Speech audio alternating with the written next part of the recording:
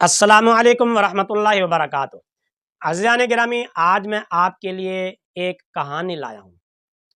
علمی پوائنٹ، علمی لطائف تو آپ پہلے سنتے رہتے ہیں، علمی معلومات آپ تک پہنچتی رہتی ہیں، تو میں نے چاہا کہ آج آپ کو ایک نئی بات بھی سناؤں تاکہ آپ کی طبیعت جو ہے وہ کچھ بور نہ ہو جائے، بوجھل نہ ہو جائے۔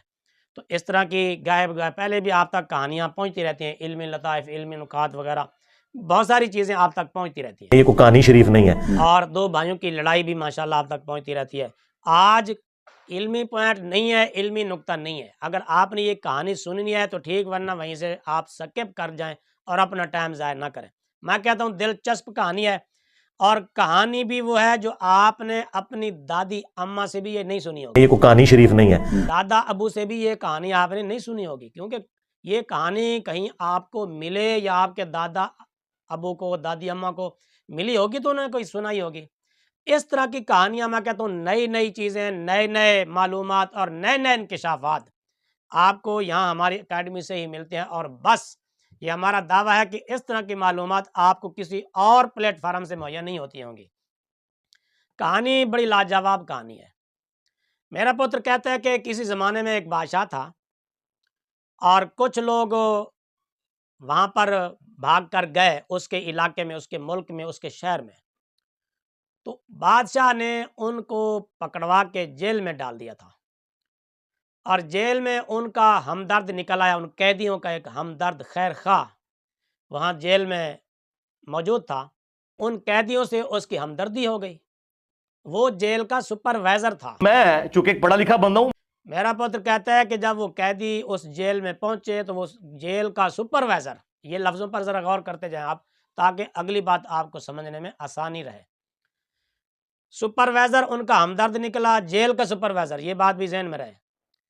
ان کا ہمدرد نکلا، اس نے بھی وہ کلمہ پڑھ لیا، مسلمان ہو گیا، اور پھر اس جیل کے سپروائزر نے ان قیدیوں کو راتوں رات جیل سے بھگایا، اور وہ قیدی بھاگ کر ایک غار میں جا چھپے۔ سنیے اگلی کہانی مرزا جونیئر کی زبان۔ ویڈیو چلنے لگی ہے تو انہوں نے جا کر غار میں پناہ لی۔ اب غار کا اللہ تعالیٰ ذکر فرما رہا ہے۔ اب بیچ میں وہ مسنگ لنک ہے کہ وہ وہاں تک کیسے پہنچے۔ وہ اس طرح پہنچے کہ دربار میں جب انہوں نے اناؤنسمنٹ کی، بادشاہ نے پکڑ لیا، جیل میں ڈلوا دیا۔ جیل میں ایک ہمدرد ان کا نکل آیا جو سپروائزر تھا، اس نے بھی اسلام قبول کر لیا اور انہیں راتوں رات بھگا دیا۔ خیر وہ پھر پہنچ گئے غار میں۔ یہ سین انہوں نے وہاں فلمایا ہے، اس فلم کے اندر کمال کا فلمایا، اور پھر بیک گراؤنڈ میں انہوں نے وہ آیت بھی چلائی ہے۔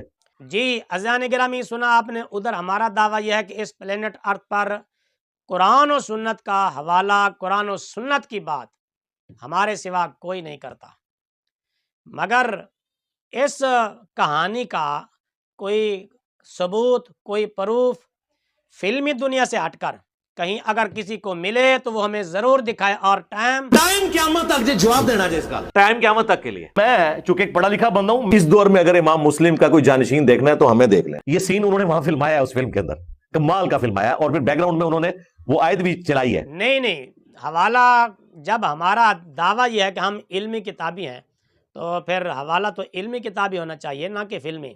دیکھیں یہ بات کر رہا ہے اصحاب کہف کی، کہتا ہے کہ بادشاہ نے ان کو جیل میں ڈلوا دیا، ان کا وہاں ایک ہمدرد نکل آیا، وہ سپروائزر تھا جیل کا، وہ بادشاہ نے اس کو کسی مل میں، فیکٹری میں ڈلوایا تھا یا کسی جیل میں ڈلوایا تھا؟